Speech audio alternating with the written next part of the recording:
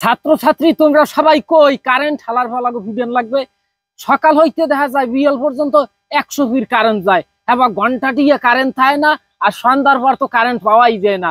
মানে স্বাধীন দেশে এইটা কি শুরু হইলে রে ভাই, এত বুঝতে পারবো না। এগুলো দেখা যায় মানিয়ে নিতে পারতে আসি না। জন্মের পরিমাণে কারেন্ট যায়, এখন কোন এলাকার কি খবর এত করতেরি না।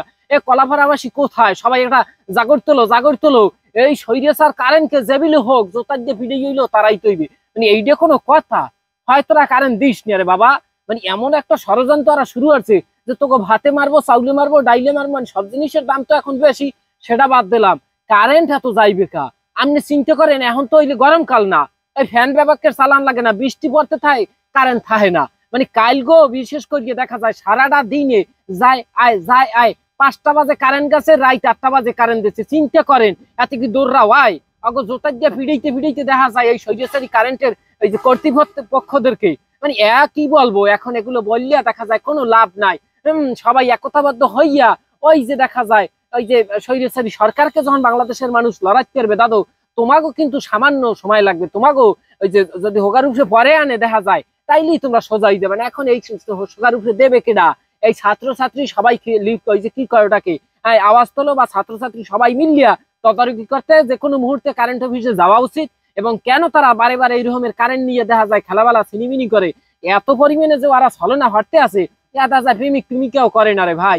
আয় যায় মোবাইল দিয়া ফসাদাই চার্জে ইয়াহা এই 1% হওয়া দ্বারা আবার হুসুতেই অফ হয়ে যায়। মানে কালকেও শেষ পর্যন্ত আমার মোবাইল এককাল বন্ধ হয়ে গেছে। চিন্তা করেন, মানে এই যে দুর্নীতিগুলো শুরু হয়ে গেছে, এই দুর্নীতি দুর্নীতি করতে পারলে স্বাধীন বাংলাদেশের কোনো দেখা যায় স্বাধীনতার দাম নাই দাদু। স্বাধীন বাংলাদেশের সবকিছু সুন্দরভাবে চলবে, কিন্তু এই কারেন্ট কর্তৃপক্ষ দেখা যায় এমন ভাবে এই কারেন্টের লইয়ে খেলাবেলা করতে আছে। আহারে দাদু, তো এত দেখা যায় যে মাইয়েরা পোলাগো ওই যে জীবন লইয়া অত খেলাবেলা করে না, মন লইয়া অত খেলাবেলা করে না। তোমরা যেমন খেলাবেলা করো, মানে তোমরা কি পলক্কা কুন্নান শুরু করছো? ওই যে মেন সুইচের দ্বারা একজন বইকে ফসাতাই উপরে ঠেলা মারে, ফসাতাই নিচে টান মারে। মানে মনে চাইছে ওই অফ করছে অন করছে, অফ করছে অন করছে। এই রকমের শুরু করলে দাদু বাংলাদেশের মানুষ তোমাদেরকে ছাড়বে না, ছাত্র জনতা ছাড়বে না। বাংলাদেশের মানুষ এখন সচেতন, এরা বোঝে কিভাবে প্রতিবাদ করতে হয়। সামনে কিন্তু এমন প্রতিবাদ হইবে দাদু, মাজালই খারাপ করবে না। দেখা যায় ট্যাংরি টুংরি একটা ছুড়েই দেবে হগলটি মিললিয়া। এখনো সবাই আছে এই কারেন্ট লই এই রকমের শ্রেণীবিনি আর এই রকমের খেলাবেলা করিও না। দ্রুত কারেন্ট এককালে যাতে করিয়ে না যায় এই ব্যবস্থা করো। হ্যাঁ, কারেন্ট সুন্দরভাবে দেওয়ার চেষ্টা করো। ওই ফুসুত টুসুত গণ অপান করিও না। মানে এত দৌড়া তো খাবা, জোতার বাড়ি খাবা, আবার কত কিছু আইবো অপমানিত। আবার রাস্তায় যাই দেখা যায় মানুষের খামার কিলগুতা না খাইছে তাড়াতাড়ি কারেন্ট আইসগো হইতে আবিল দেখা যায় সুন্দরভাবে সাবধানে হেরবার কারেন্ট দেখা যায় দিয়ে রাখবা।